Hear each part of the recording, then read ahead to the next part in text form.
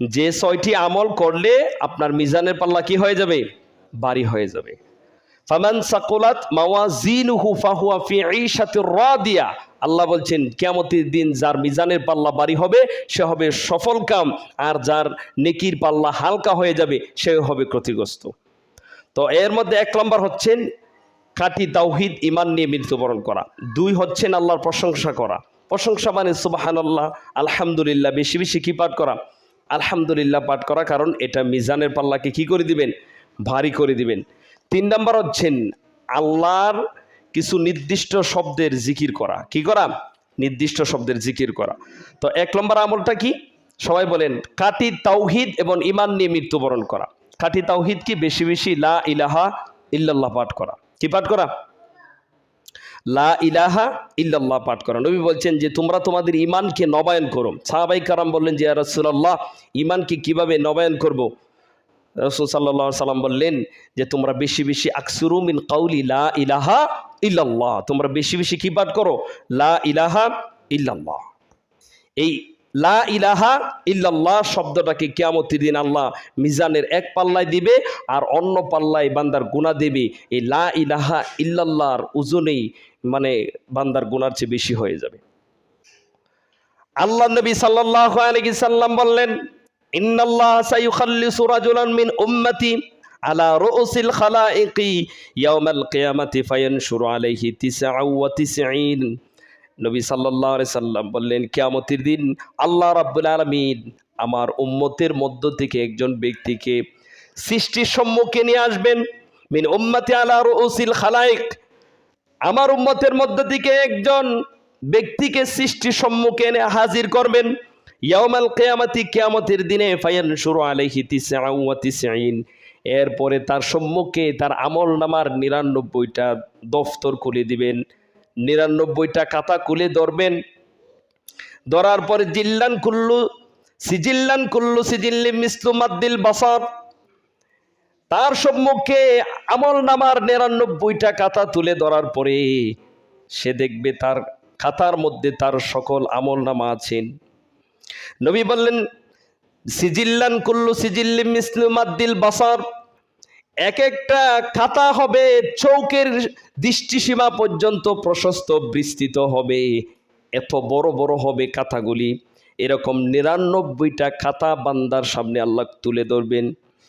এরপরে আল্লাহ রাব্বুল আলামিন খাতা দেওয়ার পরে বলবেন, আমলনামা বান্দার সামনে উন্মুক্ত করার পরে আল্লাহ রাব্বুল আলামিন বলবেন যে বান্দা, এই যে আমলনামা তোমার সম্মুখে উপস্থিত করা হলো, এই আমলনামার ব্যাপারে কি তোমার কোনো অভিযোগ আছে কিনা? লোকটা বলবেন সুম্মা ইয়াকুলু আতুনকিরু মিন হাদা শাইআন, আল্লাহ বলবেন যে এই আমলনামার ব্যাপারে কি তোমার কোনো অভিযোগ আছে? লোকটা বলবেন আযলামাকা কাতাবাতিল হাফিজুন, আল্লাহ বলবেন যে আমার ফেরেশতারা যে কিরামান কাতিবিনরা যে আমলনামা লিপিবদ্ধ করেছেন তারা কি তোমার উপরে জুলুম করেছে কিনা, বাড়াবাড়ি করেছে কিনা, বা অতিরিক্ত কোনো কিছু লিখেছেন কিনা? লোকটা ডাক দিয়ে বলবেন ফায়াকুলু লা ইয়া রাব্বি, হে আমার রব, না, আপনার ফেরেশতারা আমার উপরে বিন্দু মাত্র জুলুম করে নাই, বাড়াবাড়ি করে নাই, অতিরিক্ত একটা শব্দ তারা লেখে নাই। এরপরে আল্লাহ তাআলা বলবেন ফায়াকুলু আফালাকা উযরাতুন, তোমার কোনো অভিযোগ আছে, তোমার কোনো উযুর আছে? ফায়াকুলু লা ইয়া রাব্বি, লোকটা ডাক দিয়ে বলবেন যে হে আমার রব, আমার কোনো অভিযোগ নেই, আমার কোনো উযুর নেই। এরপরে আল্লাহ তাআলা বলবেন ফায়াকুলু বালা ইন্না লাকা ইনদানা হাসানা, বান্দারে তোমার একটা নেক আমল আমার কাছে সংরক্ষিত আছে, বলে সুবহানাল্লাহ। কয়টা? এরপর আল্লাহ তাআলা বলেন ফাইন্নাহু লা ইউযলাম আলাইকাল ইয়াউম, বান্দা তোমার প্রতি আজকে বিন্দু পরিমাণ সরিষা পরিমাণও জুলুম করা হবে না। আল্লাহ বললেন ফাতুখরুজু বিতাকাতুন ফিহা, এরপরে আল্লাহ একটা কাগজের টুকরা বাহির করবে, বান্দার সম্মুখে তুলে ধরবেন। কাগজের টুকরার মধ্যে লেখা থাকবেন আশহাদু আল্লা ইলাহা ইল্লাল্লাহু ওয়া আশহাদু আন্না মুহাম্মাদান আবদুহু ওয়া রাসূলুহু। এই কালিমায় শাহাদাত লেখা থাকবে, এটা হচ্ছে তাওহীদের কালিমা, একাত্মবাদের কালিমা। ছোট্ট কাগজের টুকরার মধ্যে কালিমা লেখা থাকবেন। এরপরে আল্লাহ বলেন ফায়াকুলু উহদর ওয়াজনাকা বান্দা, তুমি মিজানের পাল্লার সম্মুখে চলে যাও। লোকটা বলে ফায়াকুল ইয়া রাব্বি মা হাদাল বিতাকাতু, হে আমার রব, আমার ৯৯টা গুনার কাতার সম্মুখে এই ছোট্ট একটা কাগজের টুকরা কি বা ওজন হবে, এটার কেমন ওজন আর হবে? আল্লাহ রাব্বুল আলামিন বলেন হাদিহি সিজিল্লাত ক্বালা ইন্নাকা লা তুজলাম, বান্দারে তুমি ভয় পেও না, তোমার উপরে বিন্দু পরিমাণও জুলুম করা হবে না। লোকটা যখন যাবে মিজানের পাল্লার সম্মুখে, ক্বালা ফাতুদউ সিজিল্লান ফি কিফাতি ওয়া বিতাকাতু ফি কিফাতি, এরপরে আল্লাহ রাব্বুল আলামিন এই যে ছোট্ট কাগজের টুকরাটা মিজানের পাল্লা এক পাল্লায় রাখবেন, আরেক পাল্লায় বান্দার ৯৯টা গুনার কাতে রেখে দিবেন।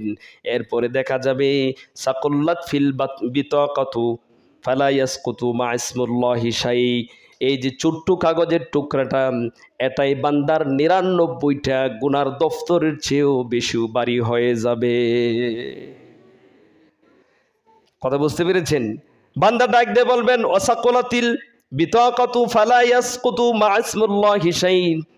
এরপরে আল্লাহর রাসূল বলেছেন আল্লাহর নামের চেয়েও ভারী কোনো জিনিস এই পৃথিবীতে নাই। আল্লাহর নামের সমতুল্য ভারী কোনো কিছুই নেই। তো এই জন্য কি পড়বেন বেশি বেশি? লা ইলাহা ইল্লাল্লাহ। ১ নম্বর আমল কি? লা ইলাহা ইল্লাল্লাহ। যদি বেশি বেশি লা ইলাহা ইল্লাল্লাহ পড়েন তাহলে মিজানের পাল্লায় আপনার কি হয়ে যাবে? ভারী হয়ে যাবে। আল্লাহ আপনার গুনাহ মাফ করে দিবেন। এই হাদিসটা বর্ণিত হয়েছে সুনান ইবনে মাজার ৪৩০০ নম্বর হাদিস, সহিহ ইবনে হিব্বানের ২২৫ নম্বর হাদিস, মুস্তাদরাক লিল হাকিম ৯৯৩৭ নম্বর হাদিস, এরপরে মুস্তাদ আহমদের হাদিস নম্বর হচ্ছে ৬৯৯৮ নম্বর হাদিস, মুস্তাদে আব্দুল্লাহ ইবনে মুবারকের হাদিস নম্বর হচ্ছেন ১০০, হাদিসের মান হচ্ছে সই। তাহলে যে ব্যক্তি বেশি বেশি লা ইলাহা ইল্লাল্লাহ পড়বে আল্লাহ তাআলা কি করবেন বলেন সবাই? তার গুনাহ মাফ করে দিবেন কিয়ামতের দিন। কথা বুঝতে পেরেছেন?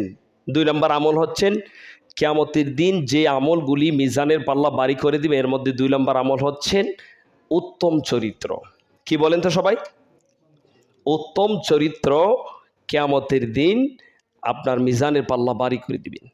তামাম পৃথিবীকে যদি এক পাল্লায় রাখা হয় আর ভালো উত্তম চরিত্রকে এক পাল্লায় রাখা হবে, উত্তম চরিত্রটাই ভারী হবে। বলেন সুবহানাল্লাহ। এখন আগে একটা বিষয় আমি বলিনি, উত্তম চরিত্রের ব্যাপারে আলাপ করতে গেলে একটু লম্বা করব। এখন চরিত্র কাকে বলে? একটা হচ্ছে আচার ব্যবহার, একটা হচ্ছে চরিত্র, দুইটা কিন্তু এক না। আমরা এক করে ফেলি। কথা বুঝতে পেরেছেন? আমরা একজনের একটা খারাপ আচরণ করলে আমরা মনে করি এর চরিত্র ভালো না, এটা বলা যাবে না। কেউ হঠাৎ রেগে গিয়েছেন আপনার প্রতি, কেউ হঠাৎ রেগে গিয়ে আপনাকে কয়েকটা কথা শুনিয়ে দিল, আপনি তাকে বলতে পারবেন না যে তার চরিত্র খারাপ। কেউ একটা অন্যায় করলো হঠাৎ, আর আপনি তাকে বলতে পারবেন না যে তার চরিত্র খারাপ। হ্যাঁ, আপনি বলতে পারেন তার আচরণে সমস্যা, তার আচরণটা ভালো নয়, এটা অসৎ আচরণ। কথা বুঝতে পারেন? কিন্তু চরিত্র টান দিতে পারবেন। চরিত্র কাকে বলে কেউ জানেন? চরিত্র সংজ্ঞা কি? বাংলাদেশ ইসলামী ফাউন্ডেশন থেকে একটা পত্রিকা বাইর হয়, এটার মধ্যে উল্লেখ করা আছে চরিত্র কাকে বলে। চরিত্র হচ্ছে একজন মানুষের ওই অভ্যাস, যে অভ্যাস তার মৃত্যু পর্যন্ত থাকে। জন্মের পর থেকে যে অভ্যাস তার মৃত্যু পর্যন্ত থাকে, এটাকে কি বলা হয়? চরিত্র বলা হয়। হ্যাঁ, কিছু অপরাধ আছেন যেগুলি মৃত্যু পর্যন্ত যদি থাকে তাহলে বলতে পারেন তার চরিত্রের একটা অংশ। কথা বুঝতে পেরেছেন? চরিত্রের একটা অংশ, কিন্তু মূল চরিত্র না। কথা বুঝতে পেরেছেন? মূল চরিত্র না। চরিত্র হচ্ছে অপরিবর্তনীয় এবং মৃত্যু পর্যন্ত থাকবে, এটাকে কি বলা হয়? চরিত্র বলা হয়। আপনি বলতে পারেন তার আচার আচরণে সমস্যা আছে, কিন্তু চরিত্রে সমস্যা নেই। কথা বুঝতে পেরেছেন? চরিত্রে আনবেন না। তা আল্লাহ রসুল বলছেন যে সাহাবাই কেরাম জিজ্ঞেস করলেন যে তোমরা কি, সাহাবাই কেরামকে আল্লাহ রসুল বললেন তোমরা কি জানো মানুষকে সবচেয়ে বেশি জান্নাতে কোন বিষয় নিয়ে যাবে? সাহাবাই কেরাম যে ইয়া রাসূলুল্লাহ আমরা তো জানি না। নবী বললেন এটা হচ্ছে হুসনুল খুলুক, তাকওয়াল্লাহি ওয়া হুসনুল খুলুক। আল্লাহ ভীতি এবং উত্তম চরিত্র মানুষকে সবচেয়ে বেশি জান্নাতে নিয়ে যাবে। কথা বুঝতে পেরেছেন? তো আল্লাহ নবী বলছেন আন আবি দারদা রাদিয়াল্লাহু তাআলা আনহু, তিনি বলেন মা শাইউন আসকালু ফিল মিজানিল মুমিনিন মুমিনের চরিত্র মিজানের পাল্লায় ইয়াউমাল কিয়ামাতি মিন খুলুকি হাসান, মিজানের পাল্লায় মুমিনের চরিত্র সবচেয়ে বেশি ভারী হবে। আর একজন মুমিন তার চরিত্রে গুণেই জান্নাতে প্রবেশ করবে। যার চরিত্র যত ভালো সে তত তাড়াতাড়ি জান্নাতে যেতে পারবে। কথা বুঝতে পেরেছেন? এরপরে আল্লাহ রাসূল সাল্লাল্লাহু আলাইহি ওয়াসাল্লাম বলছেন ইন্নাল্লাহা লা ইয়াবগাদুল ফাহিশাতাল বাদি, নিশ্চয় আল্লাহ তাআলা অশ্লীলতা, ফাহিশাতাল বাদি এবং কটুরবাসী মানে কর্কশবাসীদেরকে আল্লাহ ভালোবাসেন না। কথা বুঝতে পেরেছেন? যে চরিত্রের অনেকগুলি ধাপ আছেন। চরিত্রের ভিত্তি হচ্ছে 4টি। কয়টি বলেন সবাই? 4টি। 1 হচ্ছেন ধৈর্য ধারণ করা, 2 হচ্ছেন পবিত্র থাকা, 3 হচ্ছেন সাহসিকতা, 4 হচ্ছে আপনি সুবিচার করা। এই 4টার উপরে হচ্ছে চরিত্রের ভিত্তি প্রতিষ্ঠিত। খারাপ চরিত্রের ভিত্তি হচ্ছে আবার 4টা। কয়টা? 1 অজ্ঞতা, 2 জুলুম, 3 রাগ, 4 কুপ্রবৃত্তি। এই 4টি যদি কারোর মধ্যে থাকে তাহলে তার চরিত্রে খারাপ আসবে, তার চরিত্রের মধ্যে সমস্যা থাকবে। তো উত্তম চরিত্রের গুণবলী হচ্ছে 10টা, উত্তম চরিত্রের আলামত হচ্ছে 10টা। কয়টা? 10টা। 1, মানুষের সাথে মতনৈক্য বেশি করবে না, যে ওই মাসালা হেই সে এগুলি নিয়ে বেশি মতভেদ করবে না। 1, মতনৈক্য কম করা। 2, অন্যের কথা মনোযোগ দিয়ে শোনা। 3, অন্যের দুষ্ত্রুটি অনুসন্ধান না করা। 4, অন্যের থেকে নৈতিবাচক কোনো কিছু দেখলে তার ইতিবাচক ব্যাখ্যা দেওয়া। কথা বুঝতে পেরেছেন? তারপরে 5 হচ্ছেন অন্যের ভুল ত্রুটির অপরাগতা মেনে নেওয়া। কেউ ভুল করলো আপনার কাছে আর বললো যে ভাই আমি ভুল করেছি, আমাকে মাফ করে দেন, তাহলে সেটা মাফ করে দেওয়া হচ্ছে উত্তম চরিত্রের একটা বৈশিষ্ট্য। এরপরে হচ্ছেন কষ্ট সহ্য করা। তারপরে হচ্ছে নিজের ভুলের জন্য নিজেকে তিরস্কার করা। ছোট বড় সকলের সাথে হাসি মুখে সাক্ষাৎ করা, ছোট বড় সকলের সাথে নরম ভাষায় কথা বলা এবং সর্বদাই নিজেই নিজের দোষ তালাশ করা, অন্য কারো দোষ তালাশ না করা। এই হচ্ছে উত্তম চরিত্রের 10টা বৈশিষ্ট্য। কথা বুঝতে পেরেছেন? এখন চরিত্রেরও প্রকার আছে। কি আছে? চরিত্র 4 প্রকার। কয় প্রকার? একটা হচ্ছেন মহান চরিত্র, যেটাকে আল্লাহ বলছেন খুলুকিন আযীম, মহান চরিত্র। এই মহান চরিত্র ছিল আমাদের নবী বিশ্বনবী মুহাম্মদুর রাসূলুল্লাহ সাল্লাল্লাহু আলাইহি সাল্লামের। ওয়া ইন্নাকা লাআলা খুলুকিন আযীম, আল্লাহ বললেন হে নবী আপনি মহান চরিত্রের উপরে প্রতিষ্ঠিত। এরপরে 2 নম্বর হচ্ছেন আখলাকুল হাসানা, উত্তম চরিত্র। মহান চরিত্রের ব্যক্তিকে, মহান চরিত্র ওই ব্যক্তিকে বলা হয় যদি ওই ব্যক্তির উপরে কেউ জুলুম করে তাহলে সে জুলুম মাফ করে দেয়, মাফ করে দেওয়ার পরে ওই ব্যক্তির কাছে ক্ষমা চেয়ে নেই, ওই ব্যক্তির জন্য দোয়া করে। এটা হচ্ছেন মহান চরিত্র, খুলুকিন আযীম। কথা বুঝতে পেরেছেন? খুলুকিন আযীম হচ্ছে যদি কেউ তার উপরে জুলুম করে তাহলে সে জুলুমকে মাফ করে দেয়। 2, ওই জুলুমকে মাফ করে দিয়ে তার কি করবে? উপকার করবে। কথা বুঝতে পেরেছেন? জুলুম তো মাফ করবে, তার উপকার করবে এবং তার কাছ থেকে কি চেয়ে নেবেন? ক্ষমা চেয়ে নেবে। এটা একমাত্র আমাদের বিশ্বনবী মুহাম্মদুর রাসূলুল্লাহ সাল্লাল্লাহু আলাইহি সাল্লামের চরিত্র ছিল। এটা আর অন্য কারো হতে পারে না। 2 হচ্ছেন হুসনুল খুলুক, উত্তম চরিত্র। উত্তম চরিত্রের ব্যক্তিকে যদি কেউ গালি দেয়, তার উপরে জুলুম করে, তাহলে সেটা মাফ করে দেয় এবং ওই ব্যক্তির সাথে সুসম্পর্ক বজায় রাখে। এটা আমাদের মধ্যে আছে। কাউকে যদি আপনি, এমন মানুষ আছে যদি তাকে আপনি গালি দেন বা তার সাথে সম্পর্ক বিচ্ছিন্ন করেন তাহলে সে আপনার সাথে সম্পর্ক করবে। ওই ব্যক্তি হচ্ছে উত্তম চরিত্রের অধিকারী। আরেকটা হচ্ছেন আখলাকুল কারিমা, এটা হচ্ছে সম্মানিত চরিত্র। ওই ব্যক্তির উপরে কেউ জুলুম করলে জুলুম মাফ করে দেয় অথবা প্রতিশোধ নেই। আপনি কাউকে একটা গালি দিলেন, সেও আপনাকে সাথে সাথে একটা গালি দিল, সেই লোক ভালো। এই লোক কি ভালো? বেশি গালি দেয় নাই, আপনি একটা দিছেন, আপনাকে একটা গালি দিছে, তাহলে কি সমান সমান? ওই লোক কি বলেন? ওই লোক ভালো। এটাকে আখলাকে কারিমা বলা হয়, মানে সম্মানিত চরিত্র। কথা বুঝতে পেরেছেন? 3 নম্বর। আর 4 নম্বর হচ্ছেন আখলাকে সাইয়্যা, খারাপ চরিত্র। রাগ করা, কারোর উপরে জুলুম করা, কাউকে দান করার পরে কুটা দেওয়া। নবী বলেছেন লা ইয়াদখুলুল জান্নাতা কাত্তানুন, যে দান করার পরে কুটা দিবে সে জান্নাতে যেতে পারবে না। এরকম যেগুলো আছে এগুলি হচ্ছেন আখলাকে সাইয়্যা, মানে খারাপ চরিত্রের অন্তর্ভুক্ত। তাহলে আর এখন সবচেয়ে যে জিনিস মানুষের অধপতন হচ্ছে সেটা হচ্ছে মানুষের আচার ব্যবহারের অধপতন। সব জায়গায় দেখবেন আচার ব্যবহারের কি হয়ে গেছে, অধপতন হয়ে গেছে। এখন বর্তমানে সব কিছুর মূল্য আছে, সব কিছুরই দাম আছে, কিন্তু মানুষের মূল্য, মানুষের দাম নাই। আপনারা দেখতেই পাচ্ছেন বাংলাদেশে কি অবস্থা চলছে, কথা বুঝতে পেরেছেন? তো আমাদের দেশের জ্ঞানীরা বলেছেন আগের যুগের মানুষ বড়দেরকে বই পেতেন, এর কারণ ছিল সম্মান শ্রদ্ধা। আর এখন মানুষ ছোটদেরকে বই পায়, এর কারণ হচ্ছে বেয়াদবি, অভদ্রতার কারণে। কথা বুঝতে পেরেছেন? এটা হচ্ছে আজকাল মানুষের কাছে সব কিছুই আছে, নেই হচ্ছে মনুষ্যত্ব আর সদাচরণ। কথা বুঝতে পেরেছেন? এই জন্য আমাদের দেশের যারা জ্ঞানী তারা বলছেন যে লোহাকে মানে আগুনের মধ্যে দিলে যেরকম ভাবে লোহা চেনা যায়, আগুন দিয়ে যেরকম ভাবে লোহা চেনা যায়, সদাচরণ উত্তম আচরণ দেখে মানুষের চরিত্র বিবেচনা করা যায়, বিচার করা যায়। কথা বুঝতে পেরেছেন? এগুলি হচ্ছে চরিত্রের, আমাদের দেশে জ্ঞানীরা বলছে এই হচ্ছে আমাদের আখলাকের সংকট। সবচেয়ে বেশি সংকট হচ্ছে কিসের? আখলাকের সংকট। তো আমাদের দেশে জ্ঞানীরা বলছে কি, যে চিনি আর লবণ দেখতে কিন্তু একই, পার্থক্য কিসে? স্বাদে। তো মানুষ সবাই একই, পার্থক্য হচ্ছে তার চরিত্রের মধ্যে, তার আচার ব্যবহারের মধ্যে। কথা বুঝতে পেরেছেন? আমি তো আগেও বলেছি যে কলম যত দামি হোক, কলমের ভিতরে যদি কালি না থাকে, যেরকম কলম মূল্যহীন, মানুষ যত শিক্ষিত হোক তার মধ্যে যদি সদাচরণ না থাকে, চরিত্র না থাকে, সেও কি মূল্যহীন, তার শিক্ষার কোনো দাম নাই। কথা বুঝতে পেরেছেন? তো আমরা কি করব? আমরা আমাদের আচার আচরণ সবগুলিকে আল্লাহর জন্য আমরা সংশোধন করে নিব। কথা বুঝতে পেরেছেন? কারণ মানুষ হচ্ছে এমন একটা প্রাণী, যেখানে সে কষ্ট পায় সেখানে সে থাকতে চায় না। সেটা যে কোনো মানুষ হোক, আপনি আপনার বিবিকেও যদি কষ্ট দেন, দেখবেন সে আপনাকে একদিন ছেড়ে তালাক দিয়ে চলে যাবে। আমার কথা বিশ্বাস করছেন না? মানুষ হচ্ছে এমন অভিমানী প্রাণী, সে যেখানে সুখ পায় তার এই আনন্দটা, ভালোবাসার জন্য সে সব কিছু বিসর্জন দিতে পারে, কিন্তু সে যেখানে কষ্ট পায় সেখানে আর দ্বিতীয়বার যেতে চায় না।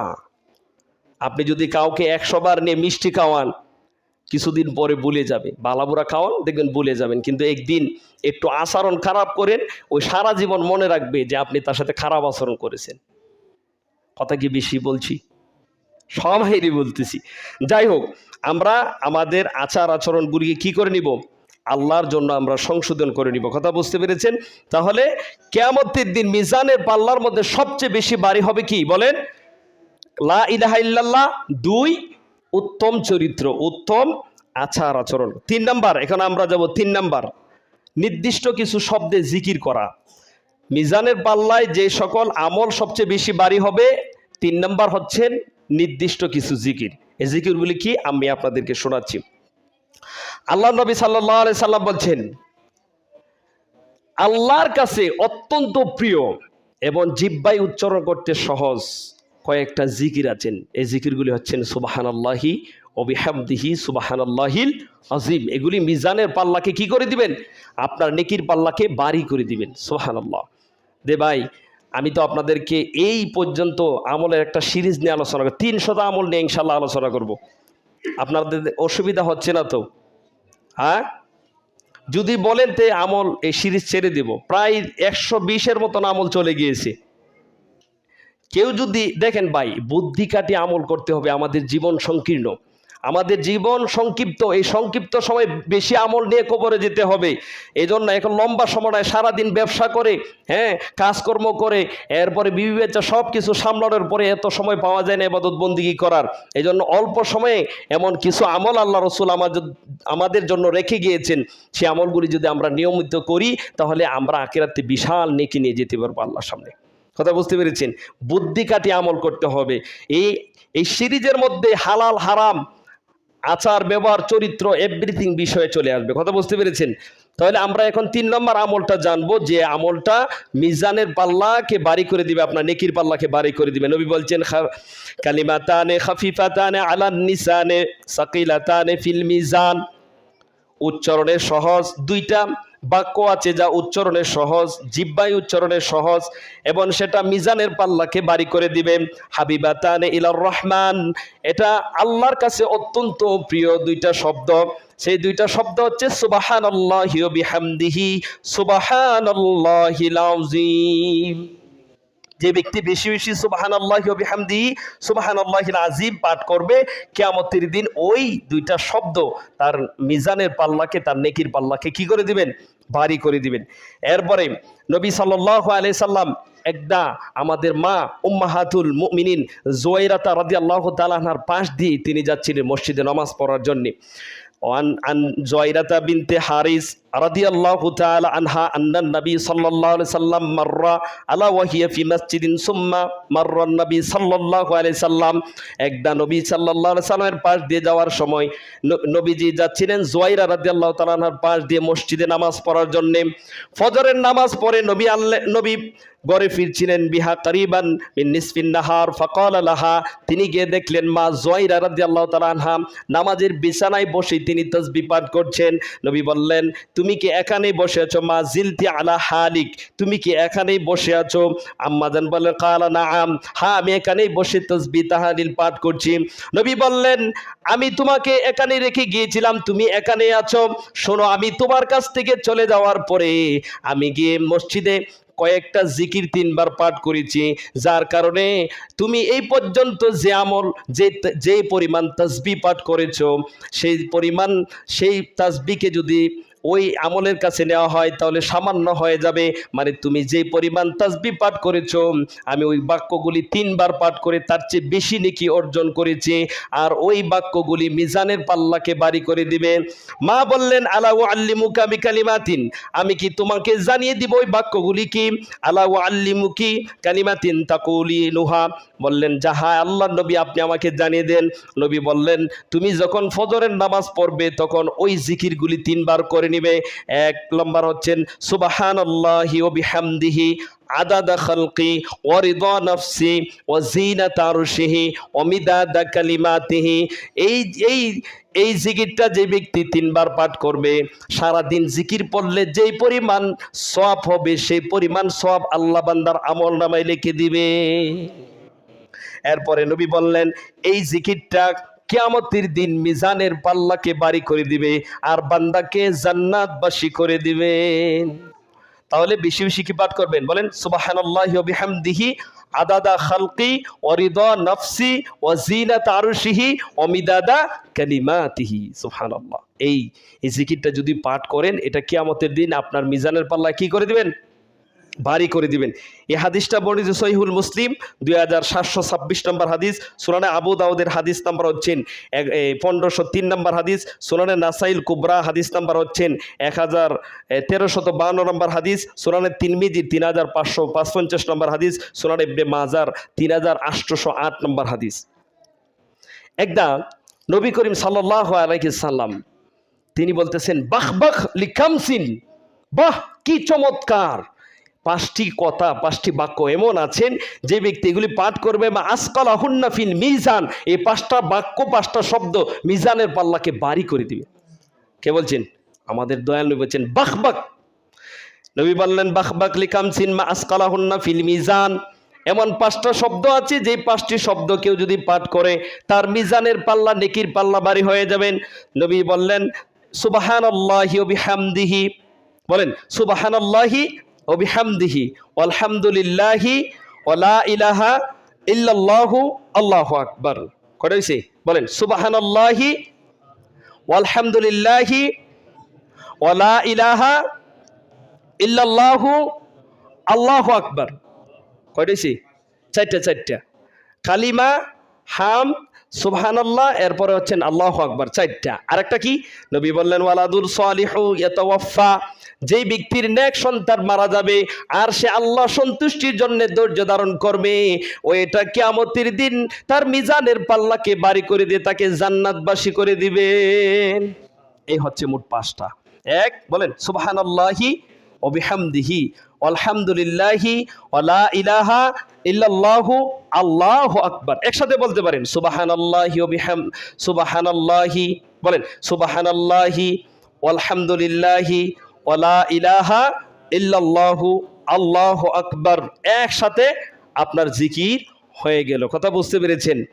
তাহলে এই জিকিরটা যেই ব্যক্তি নিয়মিত পাঠ করবে, আল্লাহ নবী বলেছেন ওই 4টা বাক্য 5টা বাক্য তার মিজানের পাল্লাকে ভারী করে দিবে, সে জান্নাতবাসী হয়ে যাবে। কথা বুঝতে পেরেছেন? 6 নম্বর আমলটা হচ্ছেন, জিকিরের অনেক ধরন আছে। কথা বুঝতে পেরেছেন? এগুলিও জিকির, জিকিরের অনেক শব্দ আছে, যেমন সুবহানাল্লাহ, আলহামদুলিল্লাহ, লা ইলাহা ইল্লাল্লাহ, আল্লাহু আকবার, লা হাওলা ওয়ালা কুওয়াতা ইল্লা বিল্লাহ, লা ইলাহা ইল্লা আনতা সুবহানাকা ইন্নী কুনতু মিনাজ জালিমিন। এগুলি হচ্ছে জিকিরের শব্দ, এইগুলি দিয়ে আপনি জিকির করবেন। কথা বুঝতে পেরেছেন? তো জিকিরের অনেক ধরন আছে, যেমন খালি এই জিকির না, সব কিছুর আমাদের অঙ্গ প্রত্যঙ্গেরও জিকির আছে, আসেনি? আমাদের অঙ্গ প্রত্যঙ্গের জিকির আছে। কানের জিকির হচ্ছে মনোযোগ দিয়ে কোরআন হাদিসের কথা শোনা। চোখের জিকির হচ্ছে ওই চোখ দিয়ে আল্লাহর জন্য কান্না করা, জাহান্নামের বয়ে কান্না করা। হাতের জিকির হচ্ছেন হাত দিয়ে দান খয়রাত করা।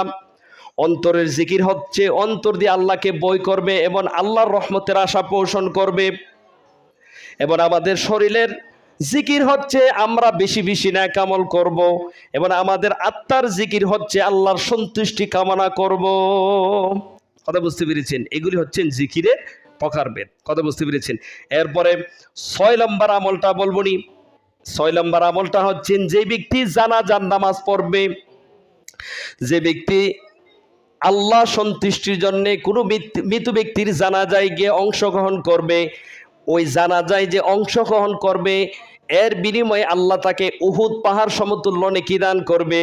আর এই উহুদ পাহাড় নেকিটা কিয়ামতের দিন এরকম শত উহুদ পাহাড় সমতুল্য নেকি হয়ে তার মিজানের পাল্লা ভারী হয়ে যাবে।